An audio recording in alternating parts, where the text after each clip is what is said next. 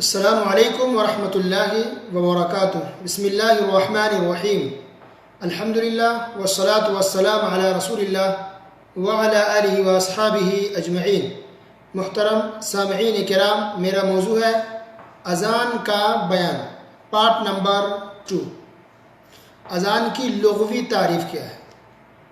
لفظی معنی اذان کا ہے اعلان کرنا، خبر دینا، آواز لگا دینا۔ تو اسی کو کہتے ہیں لغوی، یعنی ڈکشنری کے اندر اذان کا معنی ہوتا ہے اعلان کرنا، خبر دینا۔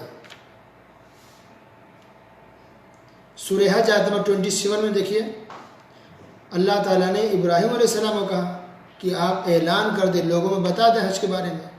وَأَذِّن فِي النَّاسِ بِالْحَجِّ يَأْتُوكَ رِجَالًا، کہ آپ لوگوں میں اعلان کر دیں۔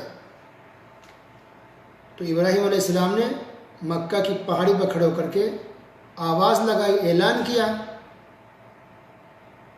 اور اللہ سبحانہ و تعالیٰ نے اپنی قدرت سے آواز دنیا کے کونے کونے تک پہنچا دی، اور لوگ دیکھیے آج تک پوری دنیا سے حج کرنے کے لوگ مکہ پہنچ جاتے ہیں۔ تو اذان کا لفظی معنی ہوتا ہے اعلان کرنا۔ اصطلاحی معنی کیا ہے؟ یعنی شریعت کی نظر میں اذان کس کو کہتے ہیں؟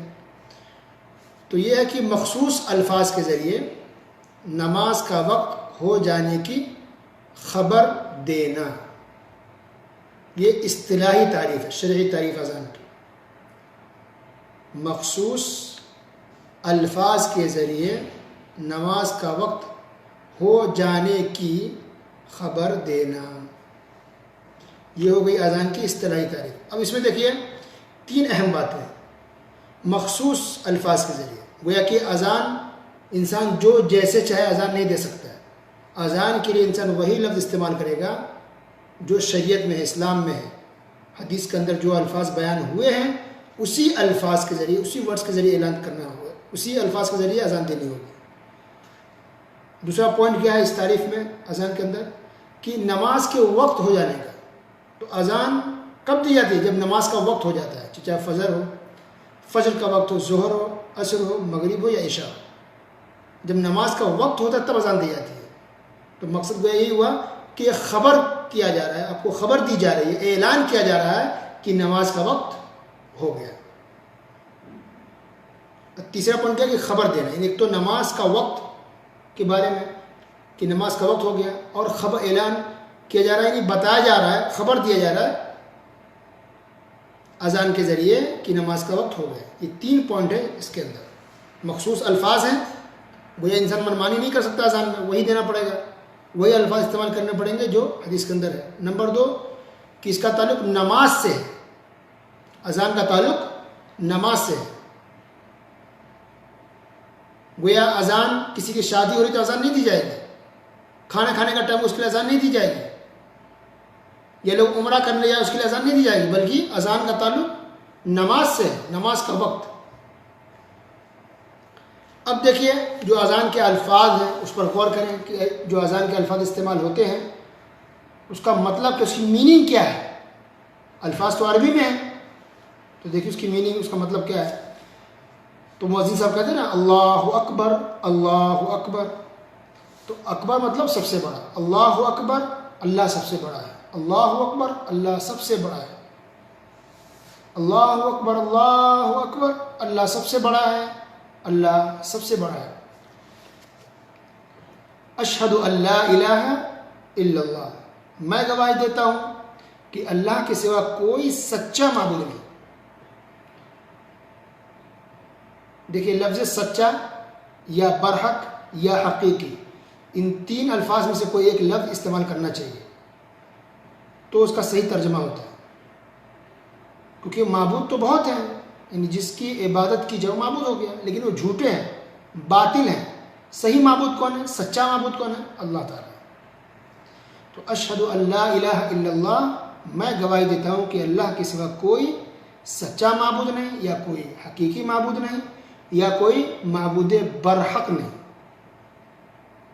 تو یہ 2 بار استعمال ہوتا ہے، اشہد ان لا الہ الا اللہ، اشہد ان لا الہ الا اللہ، میں گواہی دیتا ہوں کہ اللہ کے سوا کوئی سچا معبود نہیں۔ اس کے بعد ہے اشہد ان محمد الرسول اللہ.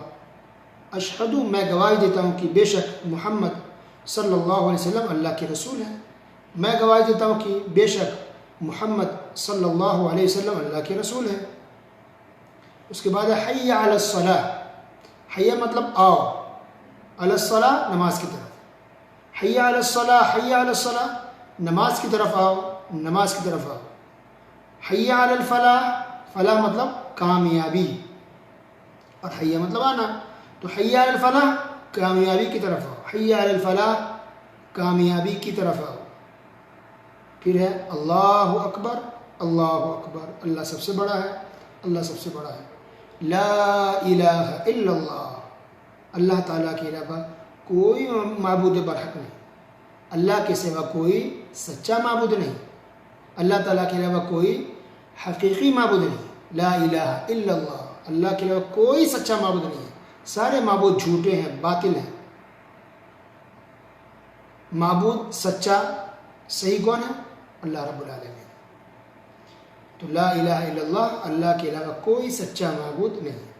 تو دیکھیے یہ الفاظ، اذان کے الفاظ کا یہ مطلب ہوئی، میننگ ہوئی، یہ اردو میں معنی ہوا کہ یہ معنی ہے.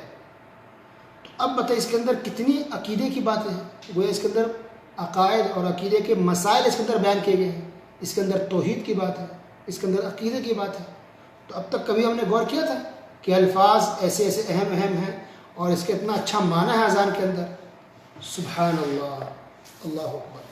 تو اس کے اندر اب کتنی باتیں ہو گئی دیکھیے. نمبر 1 کہ اس کے اندر وحدانیت کا اقرار ہے اذان کے اندر. وحدانیت مطلب کہ معبود سچا حقیقی معبود ایک ہی ہے، وہ اللہ.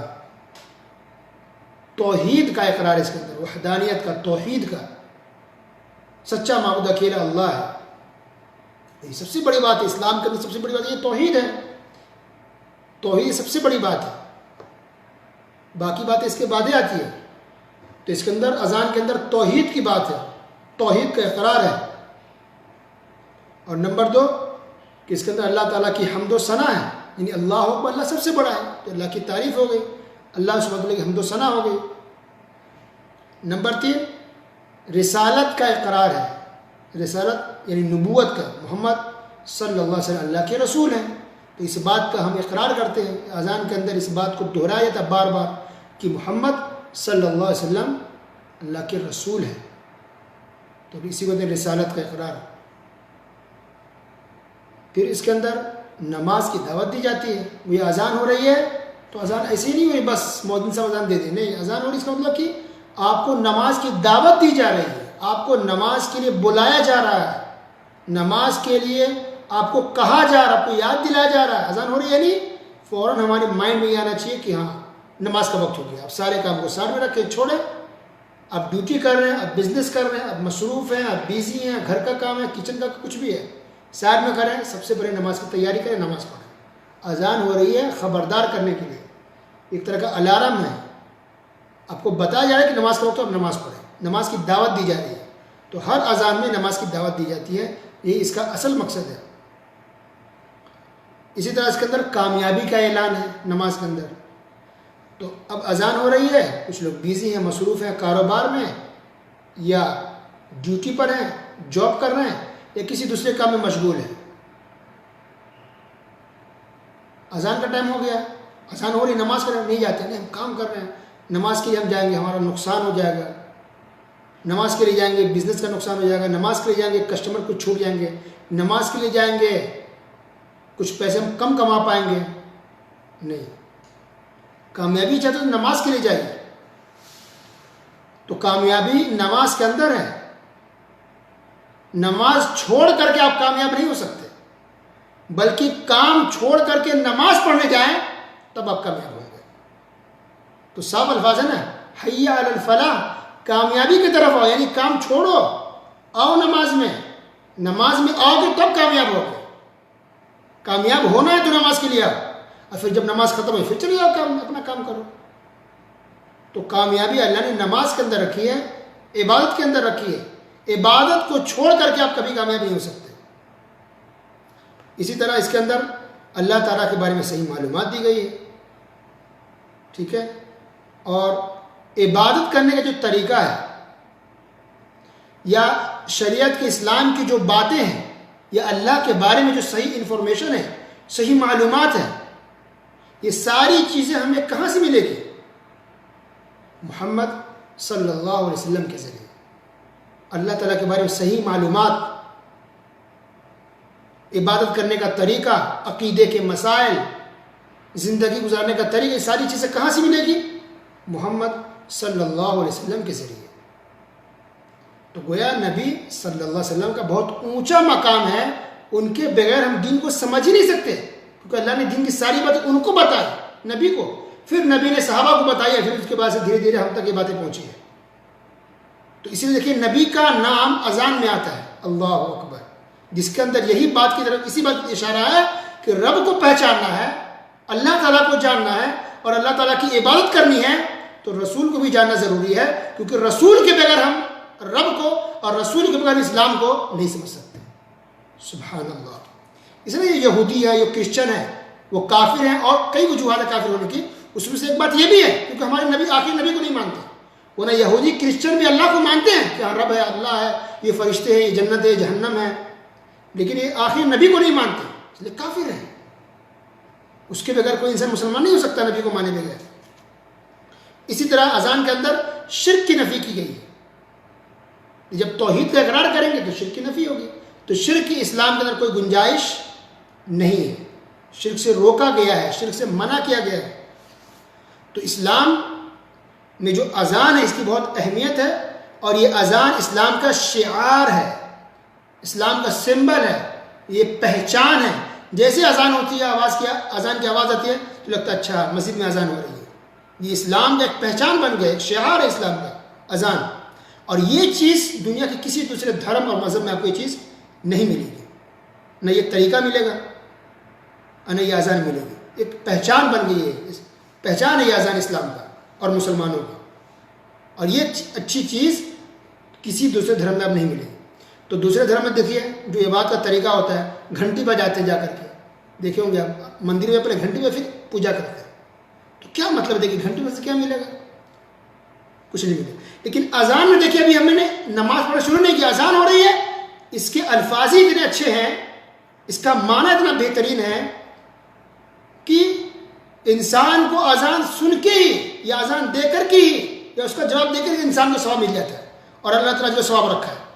تو اذان میں ہی اللہ نے توحید رکھی ہے، اچھی اچھی باتیں اس کے اندر رکھی ہے اذان کے اندر ہی۔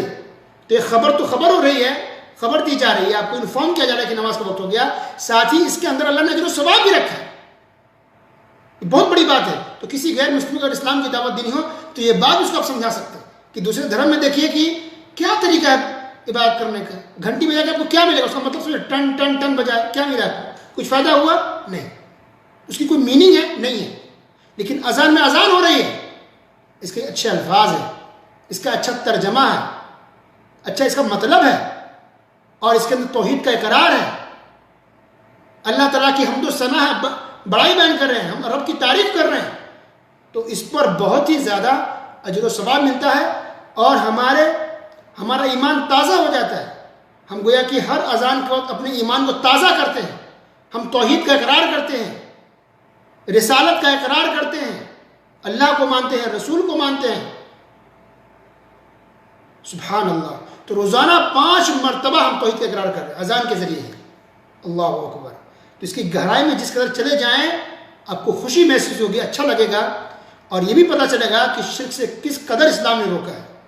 تو عبادت صرف اللہ کی ہوگی، ہم بزرگوں اولیاؤں کے سامنے بھی سجدہ نہیں کر سکتے، اولیاؤں بزرگوں کے سامنے ہم سر کو پیشانی کو نہیں جھکا سکتے۔